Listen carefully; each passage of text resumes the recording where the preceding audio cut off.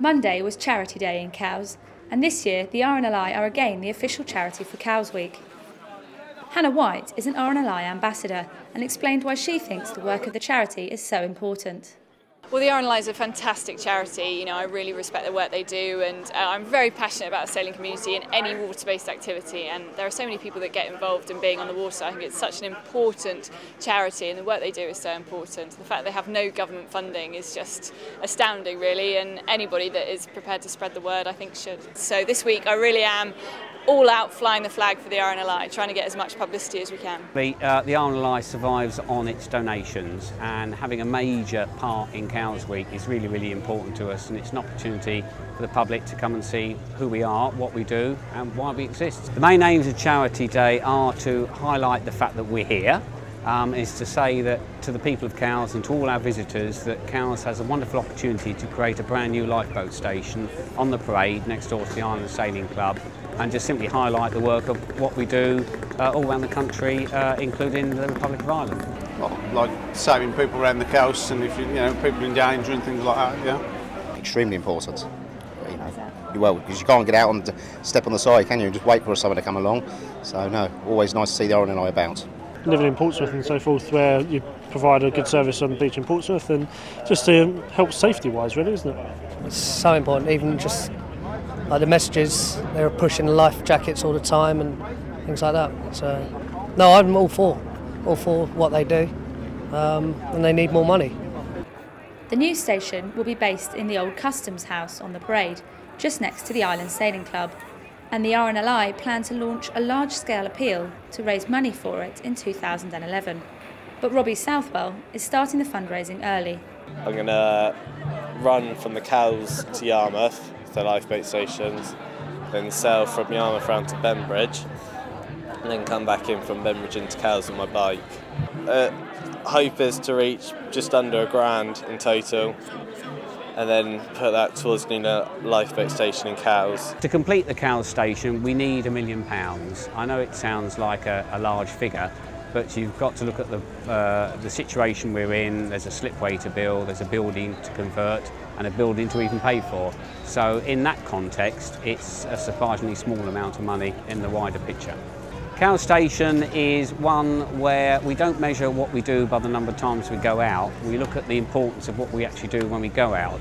I think there's a tendency to feel that it's just about towing boats in, but we get involved in an awful lot of events that are genuine medical emergencies, where if you're on the shore you'd have an ambulance come, if you're on the water it's a lifeboat, and those are the ones that mean an awful lot to us, and there's enough of those in a year to fully justify a lifeboat in Cowes. Charity Day, it's about the public getting involved with the RNLI. Here in the Yacht Haven there will be the sea safety stand. It's giving advice to everybody. There's going to be competitions for getting a kit on, the sort of kit the crew have to wear. How quick can you do it? Believe me, when the pager goes off and the crew arrive in the station, they can get their kit on very, very quickly indeed. It'd be really nice to see how the public can do that. The Get Your Kit On competition and the other Charity Day activities taking place in Shepherd's Wharf on Monday evening attracted very few people.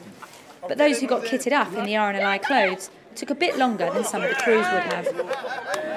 It was 1 minute and 6 seconds. About 1 minute 42 seconds, I believe. Much harder than I thought it would be. 54 seconds. Does it give you greater respect for the guys that are out there doing it and getting... Oh yeah, definitely. I mean, as soon as they get a shout and they're scrambled, they've got to get there as soon as they can. So, you know, if you're under pressure as well, I think they do really well. I'm in the Merchant Navy. I've just finished my training now, so I find them in UK waters. If I hope they can get their cut on quicker than I could. They're an incredibly important charity, and I support them wholeheartedly because that's what sailing's all about.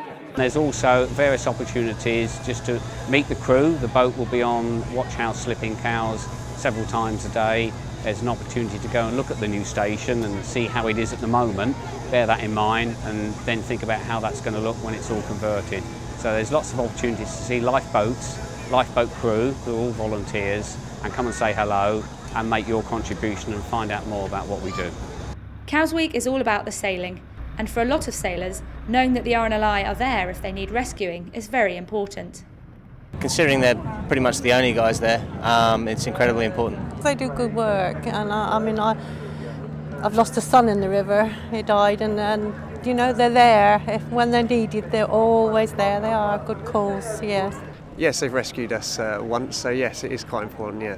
What happened that time? We're going back around Gilkicker under motor, actually, on our sailing boat, and a colleague of mine went to come off from the front of the boat to the back of the boat, and he fell in and went underneath the engine.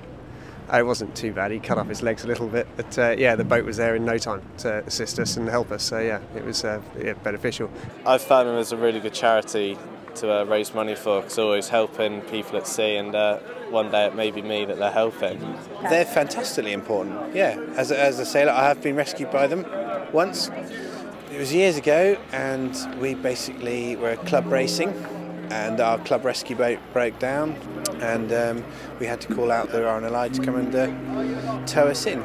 Without them, I suppose we'd have been struggling. We rely upon them without realising it.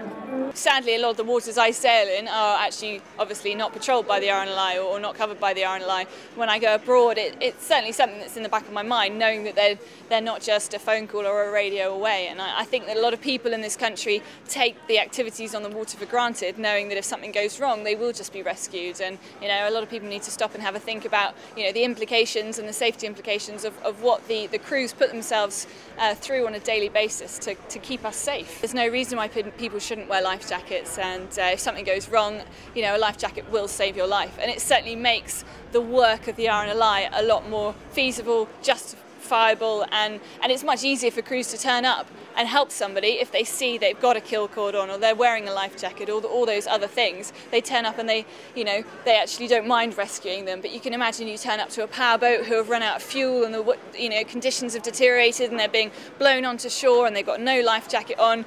You know, the boat's full of beer cans. It's pretty hard for the crews to keep their enthusiasm up, considering it's not a job. You know, they're not out there being paid. They are doing this, you know, because they love it. Do you wear a life jacket when you're out in the water? All the time, and I have them checked every year as well. We all wear them. We do actually on our boat. We always wear life jackets. We've got them on the boat. It's not a class rule that we wear them all the time, but on the basis they have to be on the boat, we do generally have them on. So yeah. Hannah explained what makes Cows Week such a great opportunity to promote the RNLI. You know, you've got 1,000 boats here, however many boats there are, 700 or something. You've got, you know, tens of thousands of competitors here, and everyone here is here because they love being on the water. But it's very, very important that we try and keep this sport safe and keep everyone that's on the water safe. So I can't think of a better charity for Cows Week. A lot of people don't know how much, for example, it costs to run the RNLI each day, or possibly about new lifeboat stations that need building. So it really is just, about talking about them as much as we can and spreading that word. The RNLI rely almost entirely on public donations to be able to carry out the life-saving work they do. You'll see RNLI donation boxes around Cows all week, but the best way to support them is to join up as a regular member. Visit the RNLI website for more details.